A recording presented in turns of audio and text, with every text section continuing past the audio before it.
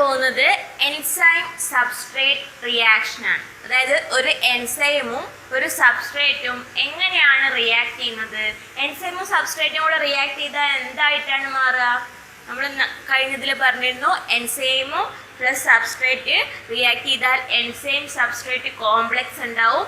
ഈ enzyme substrate complex പിന്നെ എന്തായിട്ട് മാറും? എൻസൈം പ്രൊഡക്റ്റ് കോംപ്ലക്സ് ആവും. പിന്നെ എന്താവും? എൻസൈമും പ്രൊഡക്റ്റും സെപ്പറേറ്റ് ആവും. അതൊരു റെപ്രസെൻറ്റേഷൻ ആണ് ഇവിടെ കാണിച്ചിരിക്കുന്നത്. നോക്കുക, ഇതാണ് ഇവിടുത്തെ എൻസൈം. ഇത് എൻസൈമിൻ്റെ ആക്റ്റീവ് സൈറ്റ് ആണ്. ഇതാണ് ഇവിടേക്ക് വരുന്ന സബ്സ്ട്രേറ്റ്. അപ്പോൾ എന്താണ് ചെയ്യുക? സബ്സ്ട്രേറ്റ് എൻസൈമിൻ്റെ ആക്റ്റീവ് സൈറ്റിൽ വന്നിട്ട് ബൈൻഡ് ചെയ്യും. എന്താണ് ആക്റ്റീവ് സൈറ്റ് എന്നൊക്കെ പറയാം. അപ്പോൾ സബ്സ്ട്രേറ്റ് വന്നിട്ട് എൻസൈമിൻ്റെ ആക്റ്റീവ് സൈറ്റിൽ വന്നിട്ട് ബൈൻഡ് ചെയ്യും. അപ്പോൾ ഈ എൻസൈമും സബ്സ്ട്രേറ്റും കൂടി ചേർന്നിട്ട് എന്തുണ്ടാവും? എൻസൈം സബ്സ്ട്രേറ്റ് കോംപ്ലക്സ് ഉണ്ടാവും. അപ്പോൾ ഈ സബ്സ്ട്രേറ്റ് എൻസൈമിലേക്ക് വരുന്ന സമയത്ത് എൻസൈം എന്താ ചെയ്യുക? അതിൻ്റെ ഷേപ്പ് സ്ലൈറ്റ്ലി ഒന്ന് ചേഞ്ച് ചെയ്യും. എന്തിനു വേണ്ടിയിട്ട്? ഈ സബ്സ്ട്രേറ്റിനെ കറക്റ്റായിട്ട് ഇവിടെ ഫിറ്റ് ചെയ്ത് വെക്കാൻ വേണ്ടിയിട്ട്. ഓക്കെ, ദെൻ ഈ എൻസൈം സബ്സ്ട്രേറ്റ് കോംപ്ലക്സ് എന്തായിട്ട് മാറും? ഇവിടെയുള്ള ഈ സബ്സ്ട്രേറ്റിനെ എന്താക്കിയിട്ടാണ് എൻസൈം മാറ്റുക? ഇവിടെ എൻസൈമും പ്രൊഡക്റ്റ് കോംപ്ലക്സ് ആയിട്ട് മാറും. അതായത് ഇവിടെയുള്ള സബ്സ്ട്രേറ്റിനെ എന്തായി മാറ്റി? പ്രൊഡക്റ്റ് ആക്കിയിട്ട് മാറ്റി. അപ്പോൾ ഇവിടെ എന്തായി? എൻസൈം പ്രൊഡക്റ്റ് കോംപ്ലക്സ് ഉണ്ടായി. അപ്പം നമ്മൾ ലക്ഷ്യം ഇതാണല്ലോ, ഒരു റിയാക്ഷൻ നടക്കാന്ന് പറഞ്ഞാൽ എന്താണ്? അവിടെയുള്ള സബ്സ്ട്രേറ്റിനെ എന്താക്കിയിട്ട് മാറ്റണം? പ്രൊഡക്റ്റ് ആക്കിയിട്ട് മാറ്റണം. ദെൻ അപ്പോൾ എന്താണ് ഇവിടെ ഉണ്ടായത്? എൻസൈം പ്രൊഡക്റ്റ് കോംപ്ലക്സ് ഉണ്ടായി. ദെൻ ലാസ്റ്റ് സ്റ്റെപ്പിൽ എന്താണ്? എൻസൈം ഈ പ്രൊഡക്റ്റ് ലീവ് ചെയ്യാണ്. അതായത് ഇതിൻ്റെ ആക്റ്റീവ് സൈറ്റിൽ നിന്ന് ഇവിടെ ഉണ്ടായ പ്രൊഡക്റ്റ് ലീവ് ചെയ്യുക. Product leaving from the active site of the enzyme. Okay, ഇതാണ് എൻസൈം സബ്സ്ട്രേറ്റ് റിയാക്ഷൻ എന്ന് പറഞ്ഞാൽ. നിങ്ങൾ അറിയാം, ഇതൊരു എൻസൈം ആണ്, ഇത് സബ്സ്ട്രേറ്റ് ആണ്. ഇത് കൂടി ചേർന്ന് എന്താ ഉണ്ടാവുക? എൻസൈം സബ്സ്ട്രേറ്റ് കോംപ്ലക്സ് ഉണ്ടാവും. ദെൻ എന്താ പറയുക? എൻസൈം സബ്സ്ട്രേറ്റ് കോംപ്ലക്സ് എന്തായിട്ട് മാറും? എൻസൈം പ്രൊഡക്റ്റ് കോംപ്ലക്സ് ആവും. ദെൻ എന്താണ്? എൻസൈമും പ്രൊഡക്റ്റും സെപ്പറേറ്റ് ആവും. പ്രൊഡക്റ്റിനെ നമുക്ക് മാറ്റാം. ഓക്കെ, ഇതാണ് ഒരു എൻസൈം സബ്സ്ട്രേറ്റ് റിയാക്ഷൻ എന്ന് പറഞ്ഞത്. ക്ലിയർ ആയോ? ഓക്കെ, ക്ലിയർ ആക്കാൻ വേണ്ടിയുള്ള ഒരു ഗ്രാഫാണിത്. നിങ്ങൾ കാണുന്നുണ്ടാവും ആക്ടിവേഷൻ എനർജി. ആക്ടിവേഷൻ എനർജി എന്ന് പറഞ്ഞാൽ എന്താണെന്നറിയോ? ഒരു റിയാക്ഷൻ സ്റ്റാർട്ട് ചെയ്യാൻ വേണ്ടിയുള്ള എനർജീനെ പറയുന്ന പേരാണ് ആക്ടിവേഷൻ എനർജി. നിങ്ങൾ കണ്ടാൽ മനസ്സിലാവും, ഒരു റിയാക്ഷൻ എന്ന് പറഞ്ഞാൽ വിത്തൗട്ട് എൻസൈം ആണ്, ഒരു റിയാക്ഷൻ എന്ന് പറഞ്ഞാൽ വിത്ത് എൻസൈം ആണ്. വിത്ത് എൻസൈം ഉള്ളതിൻ്റെ ആക്ടിവേഷൻ എനർജി നോക്കുക, വളരെ കുറവ് മതി.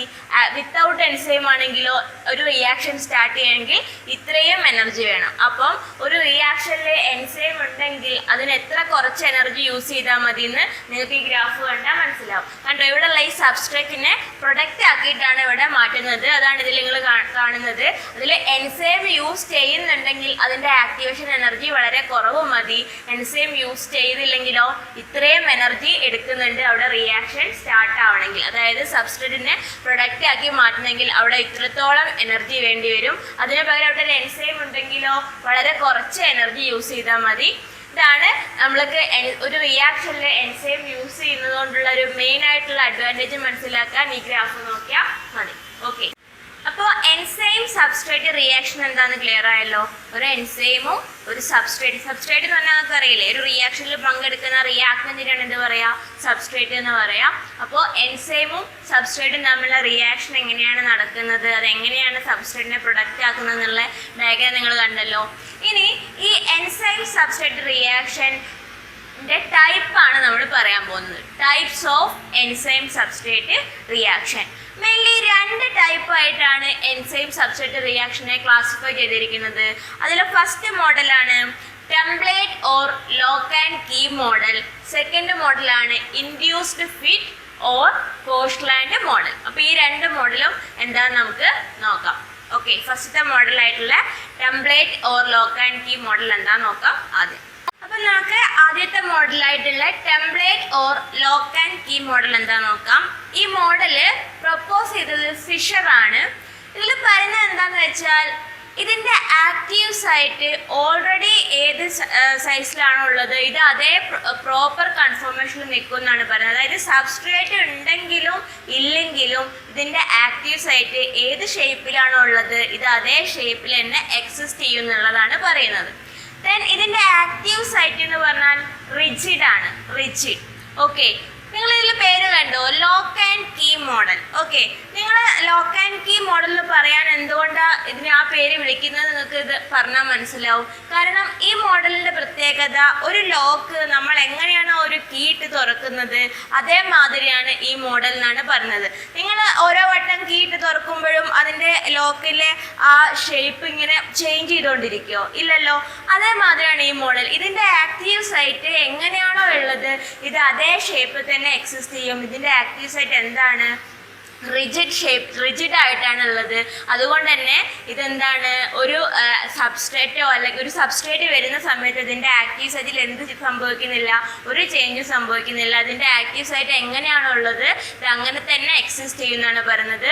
അതുകൊണ്ടാണ് ഇതിന് എന്ത് പറയുന്നത്, lock and key model. Okay, substrate fits in to active site of an enzyme as the key fits in to the lock and hence it is called lock and key model. അതായത് ഇതിലെ substrate എൻസൈമിൻ്റെ active സൈറ്റിൽ എങ്ങനെയാണ് bind ചെയ്യുന്നത്, ഒരു key നമ്മൾ ഒരു ലോക്കിലേക്ക് എങ്ങനെയാണോ പ്രവർത്തിക്കുന്നത് അതേമാതിരിയാണ് ഈ ലോക്ക് ആൻഡ് കീ മോഡൽ എന്ന് പറയുന്നത്. അതുകൊണ്ടാണ് ഇതിന് എന്ത് പറയുന്നത്, അതുകൊണ്ടാണ് ഇതിനെ ലോക്ക് ആൻഡ് കീ മോഡലിന് പറയാൻ കാരണം. ഓക്കെ, ഇത്രയാണ് ലോക്ക് ആൻഡ് കീ മോഡലിനെ പറ്റി പറയാനുള്ളത്. ഇതിൻ്റെ പ്രത്യേകത എന്താണെന്ന് വെച്ചാൽ ഇതിൻ്റെ ആക്റ്റീവ് സൈറ്റ് റിജിഡ് ആണ്.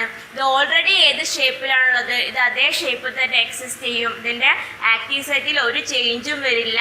അതുകൊണ്ടാണ് അതേമാതിരി ഇതിൻ്റെ ഒരു കീ നമ്മൾ എങ്ങനെയാണ് ഒരു ലോക്കിൽ പ്രവർത്തിക്കുന്നത് അതേ മെക്കാനിസമാണ് എന്തിനുള്ളത്, ഈ ടെംപ്ലേറ്റ് അല്ലെങ്കിൽ ലോക്ക് ആൻഡ് കീ മോഡലിൽ ഉള്ളത്. ഓക്കെ, അപ്പം നമ്മുടെ രണ്ടാമത്തെ മോഡലാണ് induced fit or Koshland model. Okay, second മോഡലായിട്ടുള്ള induced fit or Koshland model എന്താണെന്ന് നോക്കാം. ഈ മോഡൽ പ്രപ്പോസ് ചെയ്തത് കോഷ്ലാൻഡ് ആണ്. അതുകൊണ്ടാണ് ഇതിന് എന്ത് പേര് വന്നത്, കോഷ്ലാൻഡ് മോഡൽ വന്നത്. ഇതിന്റെ ഇമ്പോർട്ടന്റ് ഫീച്ചർ എന്താന്ന് വെച്ചാൽ ഇതിന്റെ ആക്റ്റീവ് സൈറ്റിന്റെ ഫ്ലെക്സിബിലിറ്റി ആണ്. ഓക്കെ, ടെംപ്ലേറ്റ് മോഡൽ നമ്മൾ എന്താ പഠിച്ചത്, ഇതിന്റെ ആക്റ്റീവ് സൈറ്റ് എന്താണെന്ന് പറയുന്നത് റിജിഡ് ആയിട്ടാണ് നമ്മൾ ടെംപ്ലേറ്റ് മോഡലിൽ പഠിച്ചത്. പക്ഷെ ഈ മോഡലിന്റെ പ്രത്യേകത എന്ന് വെച്ചാൽ എന്താണ്, ഇതിന്റെ ആക്റ്റീവ് സൈറ്റിന്റെ ഫ്ലെക്സിബിലിറ്റി ആണ്. ഇതാണ് ഇതിന്റെ ഇമ്പോർട്ടന്റ് ഫീച്ചർ. അതായത് ഇതിന്റെ ആക്റ്റീവ് സൈറ്റ് എന്താണ്, ഫ്ലെക്സിബിൾ ആണ്. അപ്പോൾ ഒരു ഏതൊരു സബ്സ്ട്രേറ്റ് വരുന്ന സമയത്തും ഇതിന്റെ ആക്റ്റീവ് സൈറ്റിൽ ബൈൻഡ് ചെയ്യുമ്പം ഇതിന്റെ ആക്റ്റീവ് സൈറ്റ് എന്ത് ചെയ്യും, അവിടെ ഒരു ചെറിയ ചേഞ്ച് കൊണ്ടുവരും. അതിന് ആ സബ്സ്ട്രേറ്റിനെ അവിടെ ഉൾക്കൊള്ളിക്കാൻ വേണ്ടിയിട്ട് അതിന്റെ ആക്റ്റീവ് സൈറ്റിൽ ഒരു ചേഞ്ച് കൊണ്ടുവരും. ഓക്കെ, അതുകൊണ്ട് തന്നെ ഇതിന്റെ ആക്റ്റീവ് സൈറ്റ് ഫ്ലെക്സിബിൾ ആയതുകൊണ്ട് തന്നെ ഏതൊരു സബ്സ്ട്രേറ്റ് വരുമ്പോഴും ഇതിന്റെ ആക്റ്റീവ് സൈറ്റിൽ അത് പ്രോപ്പറായിട്ട് ബൈൻഡ് ചെയ്യാൻ പറ്റും. ഇതാണ് ഈ മോഡലിന്റെ പ്രത്യേകത. മറ്റേ മോഡലിലെ ഡിസഡ്വാൻറ്റേജ് എന്താണ്, ഒരു പ്രത്യേക സ്പെസിഫിക് സബ്സ്ട്രേറ്റ് വരുന്ന സമയത്ത് മാത്രമേ അവിടെ ബൈൻഡ് ചെയ്യാൻ പറ്റുള്ളൂ. കാരണം അതിന്റെ ആക്റ്റീവ് സൈറ്റ് എന്തായിട്ടായിരുന്നു, റിജിഡ് ആയിട്ടുള്ള ആക്റ്റീവ് സൈറ്റ് ആയിരുന്നു എന്തിനുള്ളത്, ടെംപ്ലേറ്റ് മോഡലിനുള്ളത്. പക്ഷേ ഇൻഡ്യൂസ്ഡ് ഫിറ്റ് മോഡലിന്റെ പ്രത്യേകത എന്താണ്, ഇതിന്റെ ആക്റ്റീവ് സൈറ്റ് ഫ്ലെക്സിബിൾ ആണ്. അപ്പോൾ ഏത് സബ്സ്ട്രേറ്റ് വന്നാലും എന്താണ്, ഇതിനെ അതിന്റെ ആക്റ്റീവ് സൈറ്റിലേക്ക് ബൈൻഡ് ചെയ്യിക്കാൻ പറ്റും. അപ്പോൾ ഇതിന്റെ ഒരു പിക്ചർ ഞങ്ങൾ കാണിച്ചു തരാം, അത് കണ്ടാൽ നിങ്ങൾക്ക് ഒന്നുകൂടെ ക്ലിയർ ആവും. അപ്പോൾ ഈ രണ്ട് മോഡലിലെ ഒരു പിക്ചറൽ റെപ്രസെന്റേഷൻ ആണ് ഇവിടെ കാണിച്ചത്. നോക്കാം, ഇത് ടെംപ്ലേറ്റ് മോഡലാണ്, ഇത് ഇൻഡ്യൂസ്ഡ് ഫിറ്റ് മോഡലാണ്. ഈ രണ്ട് മോഡലിന്റെയും നോക്കുക, ഇതിലെ എൻസൈമിലെ ആക്റ്റീവ് സൈറ്റ് നോക്കുക, ഇതിലെ എൻസൈമിന്റെ ആക്റ്റീവ് സൈറ്റ് നോക്കുക. എന്താ ഡിഫറൻസ്? ഇതിലെ എൻസൈമിന്റെ ആക്റ്റീവ് സൈറ്റ് സബ്സ്ട്രേറ്റ് ഏത് ഷേപ്പിലാണുള്ളത് അതിന്റെ പ്രോപ്പർ ഷേപ്പിലാണ് എന്തുള്ളത്, എൻസൈമിന്റെ ആക്റ്റീവ് സൈറ്റ് കാണുന്നത്. പക്ഷെ ഇത് നോക്കുക, ഇതിന്റെ എൻസൈമിന്റെ ആക്റ്റീവ് സൈറ്റിന് പ്രോപ്പർ ആയിട്ടാണോ സബ്സ്ട്രേറ്റ് വന്നത്? ആണോ? അല്ലല്ലോ. അപ്പൊ നോക്കുക, എന്താണ് ഈ രണ്ട് മോഡൽ തമ്മിലുള്ള വ്യത്യാസം നോക്കുക. ടെംപ്ലേറ്റ് മോഡൽ എങ്ങനെയാണ്, എൻസൈമിന്റെ ആക്റ്റീവ് സൈറ്റ് എങ്ങനെയാണോ അതിന് പ്രോപ്പർ ആയിട്ടുള്ള സബ്സ്ട്രേറ്റ് മാത്രമേ ഇവിടെ ബൈൻഡ് ചെയ്യാൻ പറ്റുള്ളൂ. അങ്ങനെ മാത്രമേ ഇവിടെ ഒരു എൻസൈം സബ്സ്ട്രേറ്റ് കോംപ്ലക്സ് ഉണ്ടാവുള്ളൂ. ഓക്കെ, ഇതാണ് ലോക്ക് ആൻഡ് കീ മോഡൽ അല്ലെങ്കിൽ ടെംപ്ലേറ്റ് മോഡൽ എന്ന് പറഞ്ഞാൽ. ഇതിൽ എൻസൈമിന്റെ ആക്റ്റീവ് സൈറ്റും സബ്സ്ട്രേറ്റിന്റെ ഷേപ്പ് എന്ന് പറഞ്ഞാൽ എന്താണ്, പ്രോപ്പർ ഫിറ്റിംഗ് ആയിരിക്കും ഉണ്ടാവുക. ഓക്കെ, ഒരു ലോക്ക് ആൻഡ് കീ എങ്ങനെയാണോ അതേമാതിരി ആയിരിക്കും എന്ത് മോഡൽ എന്ന് പറഞ്ഞാൽ ടെംപ്ലേറ്റ് മോഡൽ ഉണ്ടാവുക. ഇൻഡ്യൂസ്ഡ് ഫിറ്റ് നോക്കുക, ഇതാണ് ഇവിടുത്തെ എൻസൈമിന്റെ ആക്റ്റീവ് സൈറ്റ് നോക്കുക. ഈ സബ്സ്ട്രേറ്റിന് പ്രോപ്പർ ആയിട്ടാണോ ഉള്ളത്? അല്ല. നോക്കുക, ഷേപ്പ് നോക്കുക. അപ്പോൾ ഇത് രണ്ടും എന്താണ്, ഡിഫറെൻ്റ് ആണ്. പക്ഷേ ഈ ഇൻഡ്യൂസ്ഡ് ഫിറ്റ് മോഡലിൽ ഒരു ഇമ്പോർട്ടൻ്റ് ഫീച്ചറാണ് ഇതിൻ്റെ flexibility region of active site. Active സൈറ്റിൻ്റെ ഫ്ലെക്സിബിലിറ്റിയാണ് ഈ മോഡലിൻ്റെ ഇമ്പോർട്ടൻ്റ് ഫീച്ചർ. അപ്പോൾ എന്ത് ചെയ്യും, ഈ സബ്സ്ട്രേറ്റിൻ്റെ ഷേപ്പിനനുസരിച്ച് എൻസൈമിൻ്റെ ആക്റ്റീവ് സൈറ്റിൽ ചെറിയ ഡിഫറൻസ് ഒക്കെ വരും. അങ്ങനെ എന്ത് ചെയ്യും, ഈ സബ്സ്ട്രേറ്റിനെ ഇതിൻ്റെ ആക്റ്റീവ് സൈറ്റിലേക്ക് ബൈൻഡ് ചെയ്ത് പ്രോപ്പർ ഫിറ്റിംഗ് വരും. ഇതാണ് നിങ്ങളിവിടെ കാണുന്നത്. അങ്ങനെയാണ് ഈ ഇൻഡ്യൂസ്ഡ് ഫിറ്റ് മോഡലിൽ എൻസൈം സബ്സ്ട്രേറ്റ് കോംപ്ലക്സ് ഉണ്ടാവുന്നത്. ഇതാണ് ഇവിടുത്തെ എൻസൈം, ഇതാണ് സബ്സ്ട്രേറ്റ്. നോക്കുക, ആദ്യം ഏത് ഷേപ്പിലാണ് ഉള്ളത് നോക്കുക. ഇതിൻ്റെ ആക്റ്റീവ് സൈറ്റ് നോക്കുക, കണ്ടോ. അപ്പോൾ ഇതിൻ്റെ ആക്റ്റീവ് സൈറ്റിൽ എന്ത് വരും, ചേഞ്ച് വരും. കാരണം ഇത് ഇൻഡ്യൂസ്ഡ് ഫിറ്റ്, ഇതാണ് പ്രോപ്പറായിട്ട് ആക്സെപ്റ്റ് ചെയ്ത മോഡൽ. ഇൻഡ്യൂസ്ഡ് ഫിറ്റ് മോഡലാണ്. കാരണം ഏതൊരു സബ്സ്ട്രേറ്റ് വന്നാലും ഇതിനെ ഇതിലേക്ക് ഉൾക്കൊള്ളിക്കണമെങ്കിൽ ഏത് മോഡലിൽ മാത്രമേ പറ്റുള്ളൂ, ഇൻഡ്യൂസ്ഡ് ഫിറ്റ് മോഡലിൽ മാത്രമേ പറ്റുള്ളൂ. അതാണ് ഇതിൻ്റെ ഇമ്പോർട്ടൻ്റ് എന്ന് പറഞ്ഞാൽ ആക്റ്റീവ് സൈറ്റിൻ്റെ ഫ്ലെക്സിബിലിറ്റിയാണ് ഇതിൻ്റെ ഇമ്പോർട്ടൻ്റ് ഫീച്ചർ. ഓക്കെ, ഇതാണ് ഈ രണ്ട് ടൈപ്പ് മോഡൽ. അപ്പോൾ നമ്മുടെ നെക്സ്റ്റ് ടോപ്പിക്കാണ് അസേ ഓഫ് എൻസൈം. അസേ ഓഫ് എൻസൈം അല്ലെങ്കിൽ എൻസൈം അസേ എന്നൊക്കെ പറയാം. ഇതൊരു ലബോറട്ടറി മെത്തേഡാണ്. എൻസൈമിൻ്റെ ആക്ടിവിറ്റി എത്രത്തോളം ഉണ്ട് എന്നറിയാൻ വേണ്ടി ലാബുകളിൽ യൂസ് ചെയ്യുന്ന ഒരു ലബോറട്ടറി മെത്തേഡാണ് അസേ ഓഫ് എൻസൈം എന്ന് പറഞ്ഞാൽ. ഇതിൽ എന്താ ചെയ്യുന്നത് വെച്ചാൽ നമുക്കൊരു ഗിവൺ എമൗണ്ട് ഓഫ് എൻസൈം തരും. ആ എൻസൈം എത്രത്തോളം വേഗത്തിൽ നമ്മൾ സബ്സ്ട്രേറ്റിനെ പ്രൊഡക്റ്റ് ആക്കി മാറ്റുന്നുണ്ട് എന്നാണ് നമ്മൾ അസേ ഓഫ് എൻസൈമിൽ ചെക്ക് ചെയ്യുന്നത്.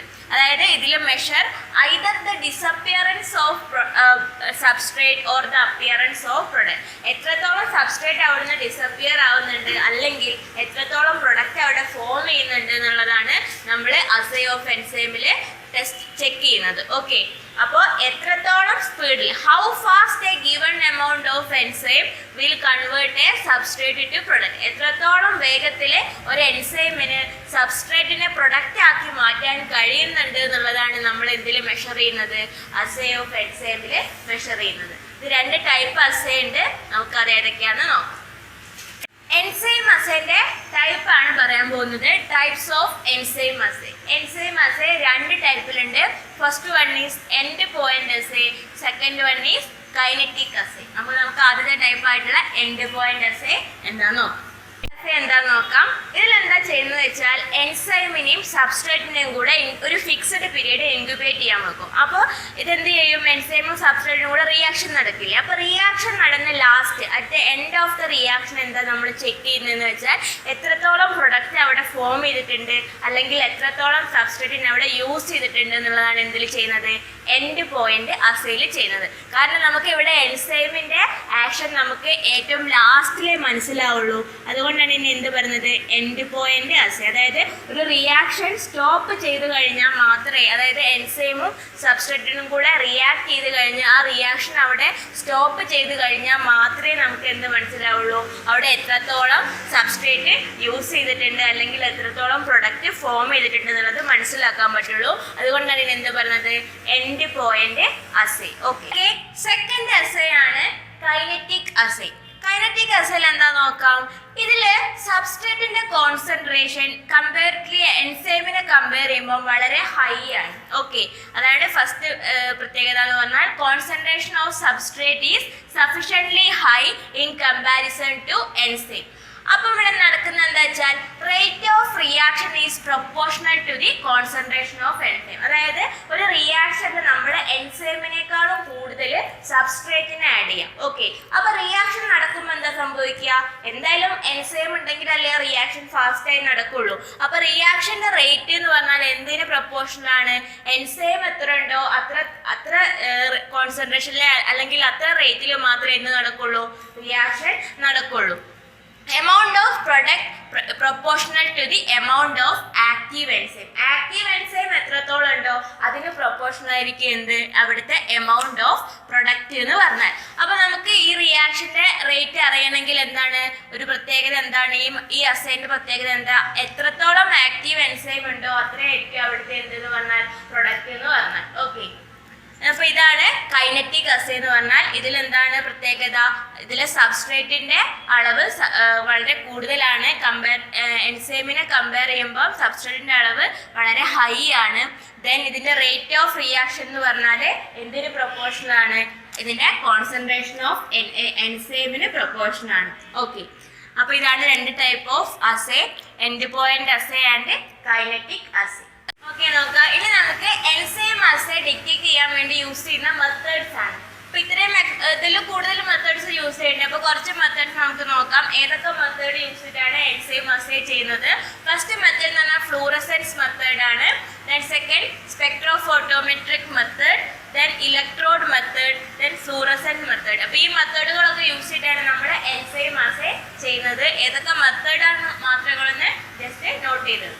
ഓക്കെ ഓക്കെ നമുക്കൊരു ഗുഡ് എൻസൈം അസേന്റെ ഫീച്ചേഴ്സ് എന്തൊക്കെയാണെന്ന് നോക്കാം. ഒരു എൻസൈം അസേ എന്തൊക്കെ ഫീച്ചർ ഉണ്ടെങ്കിലാണ് അതൊരു പ്രോപ്പറായി വർക്ക് ചെയ്യാൻ നോക്കാം. ഫസ്റ്റ് വൺ പറഞ്ഞാൽ അത് സിമ്പിൾ ആൻഡ് സ്പെസിഫിക് ആയിരിക്കണം. Okay, simple and specific method ആയിരിക്കണം. പിന്നെ റാപ്പിഡ് ആവണം. അതായത് കുറേ ദിവസങ്ങളോ അല്ലെങ്കിൽ കുറേ മണിക്കൂറോ ഒന്നും ടെസ്റ്റ് ചെയ്ത് ലാബിൽ ടെസ്റ്റ് ചെയ്തിട്ടായിരിക്കരുത് അതിൻ്റെ റിസൾട്ട് കിട്ടുക. വളരെ റാപ്പിഡ് ആയിട്ട് തന്നെ റിസൾട്ട് കിട്ടാൻ പറ്റുന്ന ഒരു മെത്തേഡ് ആയിരിക്കണം. പിന്നെ എന്താന്ന് പറഞ്ഞാൽ സെൻസിറ്റീവ് ആയിരിക്കണം. അതായത് വളരെ കുറച്ച് സാമ്പിൾ ഉള്ളെങ്കിൽ പോലും നമുക്ക് അതിൻ്റെ അതായത് അതിൻ്റെ എൻസൈമിൻ്റെ ആക്ടിവിറ്റി നമുക്ക് കണ്ടുപിടിക്കാൻ പറ്റണം. പിന്നെ അത് ഈസി ടു യൂസ് ആവണം. ഓക്കെ, നമുക്കറിയാം ഏതൊരു മെത്തേഡ് ആണെങ്കിലും അതെന്താണ് ഈസി ടു യൂസ് ആയാൽ മാത്രമേ അതൊരു ഗുഡ് ഫീച്ചർ ആയിട്ട് ആവുള്ളൂ. ദെൻ ലാസ്റ്റ് വൺ എന്ന് പറഞ്ഞാൽ അത് എക്കണോമിക്കൽ. ഇത്രയൊക്കെയാണ് ഒരു ഗുഡ് എൻസൈം അസേന്റെ ഫീച്ചേഴ്സ്. ഓക്കെ, അപ്പം നമ്മുടെ ചാപ്റ്ററിന്റെ ലാസ്റ്റ് സെക്ഷനിലേക്ക് പോവാണ്, ക്ലിനിക്കൽ ഇമ്പോർട്ടൻസ് ഓഫ് എൻസൈം. അപ്പം നമ്മുടെ എൻസൈമോളജി എന്നുള്ള ചാപ്റ്ററിൽ നമ്മൾ എന്തൊക്കെയാണ് പഠിച്ചത്? ഇപ്പം എന്താണ് എൻസൈം എന്ന് പഠിച്ചു, എന്താണ് എൻസൈമിന്റെ സ്ട്രക്ചർ എന്താണെന്ന് പഠിച്ചു, എൻസൈം സബ്സ്ട്രേറ്റ് റിയാക്ഷൻ പഠിച്ചു, ടൈപ്പ് ക്ലാസിഫിക്കേഷൻ പഠിച്ചു, ദെൻ എന്താണ് ഐസോ എൻസൈം പഠിച്ചു, അസേ ഓഫ് എൻസൈം പഠിച്ചു. ദെൻ എന്താണ് ക്ലിനിക്കൽ എൻസൈമോളജി എന്നറിയോ? ക്ലിനിക്കൽ എൻസൈമോളജി അതായത് നമുക്ക് എന്താ പറയുക, ഡയഗ്നോസിസിന് വേണ്ടിയിട്ട് എൻസൈമിൻ്റെ ആക്ടിവിറ്റി ഒക്കെ മെഷർ ചെയ്യുന്ന മെത്തേഡാണ് എന്ത്? ക്ലിനിക്കൽ എൻസൈമോളജി എന്ന് പറഞ്ഞാൽ. Clinical enzymology refers to the measurement of enzyme for the diagnosis and treatment of disease. Okay, ഇനി എന്താണ് ഈ ക്ലിനിക്കൽ എൻസൈമിൻ്റെ ക്ലിനിക്കൽ ഇമ്പോർട്ടൻസ് എന്തൊക്കെയാണെന്ന് നോക്കാം. എന്തിനൊക്കെയാണ് നമ്മൾ എൻസൈം അതിൻ്റെ ക്ലിനിക്കൽ യൂസേജ് എന്തൊക്കെയാണെന്ന് നോക്കാം. എൻസൈമിൻ്റെ ക്ലിനിക്കൽ ഇമ്പോർട്ടൻസ് നോക്കാം. നിങ്ങൾക്ക് അറിയുന്ന ഇമ്പോർട്ടൻസ് തന്നെയാണ്. അപ്പോൾ ഓരോന്ന് നോക്കാം. ഫസ്റ്റ് വേണമെന്ന് പറഞ്ഞാൽ enzyme is used for helping digestion. Digestion എന്ത് ചെയ്യുന്നുണ്ട്? എൻസൈം ഒരു മെയിൻ റോള് വഹിക്കുന്നുണ്ട് അല്ലേ? അപ്പൊ ഡൈജഷൻ എന്താണ്? എൻസൈം ഒരു മെയിൻ റോള് വഹിക്കുന്നുണ്ട്. അതിൽ ഫസ്റ്റ് എൻസൈം ആയിട്ട് വരുന്നതാണ് അമൈലേസ്. എന്താണ്? അമൈലേസ്. ഓക്കെ, അപ്പൊ നിങ്ങൾക്ക് അറിയാം നമ്മുടെ ഹ്യൂമൻ സലൈവയിൽ കാണുന്ന ഒരു എൻസൈം ആണ് എന്ത്? അമൈലേസ് എന്ന് പറയുന്നത്. അമൈലേസ് എന്താണ് ചെയ്യുന്നത്? സ്റ്റാർച്ചിനെ ഷുഗർ ആക്കി മാറ്റുക എന്നുള്ളതാണ് ആരുടെ ഫംഗ്ഷൻ? അമൈലേസിന്റെ ഫംഗ്ഷൻ. അപ്പോൾ നമ്മൾ ഡൈജഷനിൽ ഒരു മെയിൻ റോള് വഹിക്കുന്ന എൻസൈമാണ് ആര്? അമൈലേസ്. അമൈലേസ് എന്താ ചെയ്യുന്നത്? സ്റ്റാർച്ചിനെ ഷുഗർ ആക്കി മാറ്റാണ്. നെക്സ്റ്റ് എൻസൈം ആണ് പ്രോട്ടീസ്. നെക്സ്റ്റ് എൻസൈം ആണ് ഡൈജഷനിൽ വരുന്ന നെക്സ്റ്റ് എൻസൈം ആണ് പ്രോട്ടീസ്. പ്രോട്ടീസിന്റെ ഫംഗ്ഷൻ എന്താ വെച്ചാൽ പ്രോട്ടീൻസിനെ സ്മോളർ പോളിപെപ്റ്റൈഡ് ആക്കി മാറ്റാണ് ആര് ചെയ്യുന്നത്? പ്രോട്ടീസ് എന്നുള്ള എൻസൈം ചെയ്യുന്നത്. ഓക്കെ, അപ്പൊ പ്രോട്ടീനെ സ്മോളർ പോളിപെപ്റ്റൈഡ് ആക്കി മാറ്റുക എന്നുള്ളതാണ് ആര് ചെയ്യുന്നത്? പ്രോട്ടീസ് എന്നുള്ള എൻസൈം ചെയ്യുന്നത്. നെക്സ്റ്റ് നോക്കാം ലിപ്പേസസ്. ലിപ്പേസ് എന്ന് പറഞ്ഞാൽ ഫാറ്റിനെ ഹൈഡ്രോളൈസ് ചെയ്യാനുള്ള എൻസൈം ആണ് ആര്? ലിപ്പേസ്. ഓക്കെ, അപ്പം ഈ എൻസൈമിന് ഡൈജഷൻ, ഞാൻ ആ ക്ലാസ് തുടങ്ങിയപ്പോൾ തന്നെ പറഞ്ഞു നമുക്ക് ഡൈജഷൻ ഒക്കെ നടക്കണമെങ്കിൽ എന്ത് വേണം? എൻസൈം വേണം. അപ്പം എൻസൈമിൻ്റെ ഒരു മെയിൻ ആയിട്ടുള്ള ഇമ്പോർട്ടൻസ് ആണ് എന്ത്? ഡൈജഷൻ എന്നുള്ളത്. അതിൽ വരുന്ന എൻസൈം ഏതൊക്കെയാണ്? കുറേ എൻസൈം ഇനിയും ഉണ്ട് കേട്ടോ. കുറച്ച് എക്സാമ്പിളേ പറഞ്ഞുള്ളൂ. Amylase, protease, lipase. ഓക്കെ, അപ്പോൾ ഇതാണ് ഫസ്റ്റത്തെ ക്ലിനിക്കൽ ഇമ്പോർട്ടൻസ്. നെക്സ്റ്റ് നോക്കാം, enzyme is used as anti clotting agent. Anti clotting എന്ന് പറഞ്ഞാൽ എന്താ നിങ്ങൾക്ക് അറിയില്ലേ? ക്ലോട്ടിംഗ് അറിയാലോ, അതിന്റെ നേരെ, അതായത് രക്തം കട്ട പിടിക്കാതെ ആക്കി മാറ്റുന്നതിനാണ് എന്ത് പറയാ? Anti clotting. അപ്പൊ ആന്റി ക്ലോട്ടിംഗ് ഏജന്റ് ആയിട്ട് എന്ത് യൂസ് ചെയ്യുന്നുണ്ട്? യൂറോ കൈനേസ്, അതേമാതിരി സ്ട്രെപ്റ്റോകൈനേസ് എന്നൊക്കെ പറഞ്ഞ എൻസൈം ആന്റി ക്ലോട്ടിംഗ് ഏജന്റ് ആയിട്ട് യൂസ് ചെയ്യുന്നുണ്ട്. ഇത് എന്തൊക്കെയാ നോക്കാം. അതായത് നമ്മുടെ ലങ്സിലൊക്കെ ബ്ലഡ് ക്ലോട്ട് ഉണ്ടാവുന്നില്ലേ? ആ ലങ്സിലൊക്കെ ഉണ്ടാവുന്ന ബ്ലഡ് ക്ലോട്ടിനെ റിമൂവ് ചെയ്യാൻ വേണ്ടി യൂസ് ചെയ്യുന്ന ഒരു എൻസൈമാണ് എന്ത്? Euro kinase. അതേമാതിരി സ്ട്രെപ്റ്റോകൈനേസും ബ്ലഡ് ക്ലോട്ടിങ്ങിന് അതായത് ആന്റി ക്ലോട്ടിംഗ് ഏജന്റായി യൂസ് ചെയ്യുന്ന ഒരു എൻസൈമാണ് സ്ട്രെപ്റ്റോകൈനേസ്. ഓക്കെ, ക്ലോട്ടിംഗ് എന്ന് പറഞ്ഞാൽ എന്താ? എന്താണെന്ന് നിങ്ങൾക്ക് അറിയില്ലേ? ക്ലോട്ടിങ് അറിയാലോ, അതിൻ്റെ നേരെ, അതായത് രക്തം കട്ട പിടിക്കാതെ ആക്കി മാറ്റുന്നതിനാണ് എന്ത് പറയുക? Anti clotting. അപ്പോൾ ആൻറ്റി ക്ലോട്ടിങ് ഏജൻ്റായിട്ട് എന്ത് യൂസ് ചെയ്യുന്നുണ്ട്? യൂറോ കൈനേസ്, അതേമാതിരി സ്ട്രെപ്റ്റോ കൈനേസ് എന്നൊക്കെ പറഞ്ഞ എൻസൈം ആൻറ്റി ക്ലോട്ടിങ് ഏജൻ്റായിട്ട് യൂസ് ചെയ്യുന്നുണ്ട്. ഇത് എന്തൊക്കെയാണെന്ന് നോക്കാം. അതായത് നമ്മളെ ലങ്സിലൊക്കെ ബ്ലഡ് ക്ലോട്ട് ഉണ്ടാവുന്നില്ലേ, ആ ലങ്സിലൊക്കെ ഉണ്ടാവുന്ന ബ്ലഡ് ക്ലോട്ടിനെ റിമൂവ് ചെയ്യാൻ വേണ്ടി യൂസ് ചെയ്യുന്ന ഒരു എൻസൈമാണ് എന്ത്? Euro kinase. അതേമാതിരി സ്ട്രെപ്റ്റോ കൈനേസും ബ്ലഡ് ക്ലോട്ടിങ്ങിന് അതായത് ആൻറ്റി ക്ലോട്ടിങ് ഏജൻ്റായി യൂസ് ചെയ്യുന്ന ഒരു എൻസൈമാണ് സ്ട്രെപ്റ്റോ കൈനേസ്. ഓക്കെ, ദെൻ മൂന്നാമത്തെ നോക്കാം. മൂന്നാമത്തെ ഒരു യൂസേജ് ആണ് used as deworming agent. Deworming agent, അതായത് നമ്മളെ വിരശല്യം എന്നൊക്കെ പറയില്ല, അതാണ് ഡീവേമിംഗ്. വിരയ്ക്കാണ് നമ്മൾ എന്താ പറയുക? ബോൺ എന്ന് പറയാം. അപ്പോൾ ഡീവേമിംഗ് ഏജന്റ് ആയിട്ട് വിരയ്ക്കെതിരെ നമുക്ക് എന്ത് യൂസ് ചെയ്യാം? എൻസൈമിനെ യൂസ് ചെയ്യാം. അതിനൊരു എക്സാമ്പിൾ ആണ് പപ്പൈൻ. എന്താണ്? പപ്പൈൻ. നമ്മൾ അറിയാം, പപ്പായ കേട്ടിട്ടില്ലേ നിങ്ങൾ? പപ്പായ, ഈ പപ്പായയിൽ കാണുന്ന ഒരു എൻസൈമാണ് എന്ത്? പപ്പൈൻ എന്ന് പറയുന്നത്. ഈ പപ്പൈൻ്റെ എന്തിനുള്ള ഫങ്ഷൻ ഉണ്ടെന്ന് വെച്ചാൽ ഇതൊരു ഡീവേമിംഗ് ഏജന്റ് ആയിട്ട് ആക്ട് ചെയ്യാനുള്ള ഒരു കഴിവ് ആർക്കുണ്ട്? ഈ പപ്പായയിൽ കാണപ്പെടുന്ന പപ്പൈൻ എന്ന് പറഞ്ഞ ഒരു എൻസൈമിനുണ്ട്. നമ്മൾ ഭക്ഷണം കഴിച്ച് അരമണിക്കൂറിന് ശേഷം അല്ലെങ്കിൽ ഭക്ഷണത്തിന് മുന്നേ ഭക്ഷണത്തിന് അരമണിക്കൂർ മുന്നേ നമ്മൾ ഈ കർമൂസയൊക്കെ കഴിക്കുകയാണെങ്കിൽ അല്ലെങ്കിൽ പപ്പായ കഴിക്കുകയാണെങ്കിൽ എന്താണ്? അതിന് ഡീവേമിംഗ് ഏജന്റ് ആയിട്ട് ആക്ട് ചെയ്യാനുള്ള കഴിവുണ്ട് എന്നാണ് പറയുന്നത്. അപ്പോൾ പപ്പായയിലുള്ള എൻസൈമാണ് എന്ത്? പപ്പൈൻ. ഓക്കെ, നെക്സ്റ്റ് യൂസേജ് ആണ് യൂസ്ഡ് ആറ്റ് സർഫസ് ഡിസിൻഫെക്റ്റന്റ്. അതിനൊരു എക്സാമ്പിൾ ആണ് ട്രിപ്സിൻ എന്ന് പറഞ്ഞ എൻസൈം. ഈ ട്രിപ്സിൻ എന്നുള്ള പറഞ്ഞ എൻസൈമിന് എന്തായിട്ട് ആക്ട് ചെയ്യുമെന്ന് പറയോ? ഇത് ബാക്ടീരിയൽ സർഫസിലുള്ള പ്രോട്ടീനൊക്കെ ഡിസിൻറ്റഗ്രേറ്റ് ചെയ്യും അല്ലെങ്കിൽ ഡൈജസ്റ്റ് ചെയ്ത് കളയും. അങ്ങനെ എന്തായിട്ട് ആക്ട് ചെയ്യാം? ഈ ട്രിപ്സിൻ എന്നുള്ള എൻസൈമിന് ഒരു സർഫസ് ഡിസിൻഫെക്റ്റന്റ് ആയിട്ട് ആക്ട് ചെയ്യാനുള്ള കഴിവുണ്ട്. അതായത് നമ്മളെ എന്താ ഡിസിൻഫെക്റ്റന്റ് എന്ന് പറഞ്ഞാൽ എന്താ അറിയാലോ? അപ്പോൾ എന്താണ്? നമ്മളെ ബാക്ടീരിയേൻ്റെ സർഫസിലുള്ള പ്രോട്ടീൻസിനൊക്കെ ഡൈജസ്റ്റ് ചെയ്ത് കളയാനുള്ള കഴിവ് ആർക്കുണ്ട്? ട്രിപ്സിൻ എന്നുള്ള എൻസൈമിനുണ്ട്. അതുകൊണ്ട് തന്നെ എന്താണ്? ഇതൊരു സർഫസ് ഡിസിൻഫെക്റ്റന്റ് ആയിട്ട് യൂസ് ചെയ്യാം. ലാസ്റ്റ് യൂസേജ് ആണ് ഡയഗ്നോസ്റ്റിക് പർപ്പസിന് വേണ്ടിയിട്ട് നമുക്ക് എൻസൈമിനെ യൂസ് ചെയ്യാം. നമുക്കറിയാം, അത് എക്സാമ്പിൾ ആണ് glucose oxidase along with peroxidase to detect the level of glucose. ഗ്ലൂക്കോസിന്റെ ലെവൽ, ഇതൊരു കലോറിമെട്രിക് മെത്തേഡാണ്. ഗ്ലൂക്കോസിന്റെ ലെവൽ നമുക്ക് ഡിറ്റക്ട് ചെയ്യാൻ വേണ്ടിയിട്ട് glucose oxidase along with peroxidase ആയിട്ട് യൂസ് ചെയ്താൽ നമുക്ക് എന്ത് ചെയ്യാം? ഗ്ലൂക്കോസിന്റെ ലെവൽ ഡിറ്റക്ട് ചെയ്യാൻ പറ്റും കലോറിമെട്രിക് മെത്തേഡ് വഴി. ഇത്രയൊക്കെയാണ്. ഇതിൽ കൂടുതൽ 1000 ഓഫ് ഫങ്ഷൻസ് അല്ലെങ്കിൽ ഇമ്പോർട്ടൻസ് എൻസൈമിനുണ്ട്. മെയിൻ ആയിട്ടുള്ള കുറച്ച് ഇമ്പോർട്ടൻസ് ആണ് പറഞ്ഞത്. അപ്പോൾ ഇതിൽ നമുക്ക് ഒന്നും കൂടെ പറയാം. ഫസ്റ്റ് എന്ന് പറഞ്ഞാൽ ഡൈജഷൻ ഹെൽപ്പ് ചെയ്യുന്നുണ്ട്. അതേമാതിരി ആൻറ്റി ക്ലോട്ടിങ് ഏജന്റ് ആയിട്ട് യൂസ് ചെയ്യുന്നുണ്ട്. Used as deworming agent. അതേമാതിരി സർഫസ് ഡിസിൻഫെക്റ്റന്റ് ആയിട്ട് നമുക്ക് എൻസൈമിനെ യൂസ് ചെയ്യാം. അതേമാതിരി ഡയഗ്നോസ്റ്റിക് പർപ്പസിന് നമുക്ക് എൻസൈമിനെ യൂസ് ചെയ്യാം. ഇങ്ങനെ കുറേ ഫങ്ഷൻസ് എന്തിനുണ്ട്? എൻസൈമിനുണ്ട്. ഇതൊക്കെയാണ് എൻസൈമിന്റെ മെയിൻ ആയിട്ടുള്ള ക്ലിനിക്കൽ ഇമ്പോർട്ടൻസ്. ഓക്കെ, അപ്പൊ ഇത്രയാണ് നമ്മളെ എൻസൈമോളജി എന്നുള്ള ചാപ്റ്ററിൽ പഠിച്ചത്. അപ്പൊ എന്തൊക്കെയാണ് നിങ്ങൾ മെയിൻ ആയിട്ട് ശ്രദ്ധിക്കേണ്ട കാര്യങ്ങൾ? എന്താണ് എൻസൈം? ഓക്കെ, എന്താണ് എൻസൈം, എന്താണ് എൻസൈമിന്റെ സ്ട്രക്ചർ, എന്താണ് അതിന്റെ ആക്റ്റീവ് സൈറ്റ്, എന്താണ് സബ്സ്ട്രേറ്റ്, പിന്നെ എന്താണ് എൻസൈം സബ്സ്ട്രേറ്റ് റിയാക്ഷൻ എങ്ങനെയാണ് നടക്കുന്നത്. ദെൻ ഓരോ 2 type enzyme substrate reaction 2 type ഉണ്ട്. ഏതൊക്കെയാണ്? Template model and template model or lock and key model, then induced fit model, then എന്താണ് iso enzyme, then assay of enzyme, then last അതിൻ്റെ എൻസൈമിൻ്റെ ക്ലിനിക്കൽ ഇമ്പോർട്ടൻസ്. ഓക്കെ, ഇത്രയൊക്കെയാണ് നമുക്ക് ഈ ചാപ്റ്ററിൽ പഠിക്കാനുള്ളത്. ഓക്കെ, ഇതാണ് ക്ലിനിക്കൽ എൻസൈമോളജി. അപ്പോൾ ഓക്കെ, ക്ലിയർ ആയെന്ന് വിചാരിക്കുന്നു. അപ്പോൾ നമ്മുടെ ഫസ്റ്റ് ചാപ്റ്റർ അല്ലെങ്കിൽ ഫസ്റ്റ് സെക്ഷൻ എൻസൈമോളജി എന്നുള്ള സെക്ഷൻ ഇവിടെ കഴിഞ്ഞു. Okay, thank you.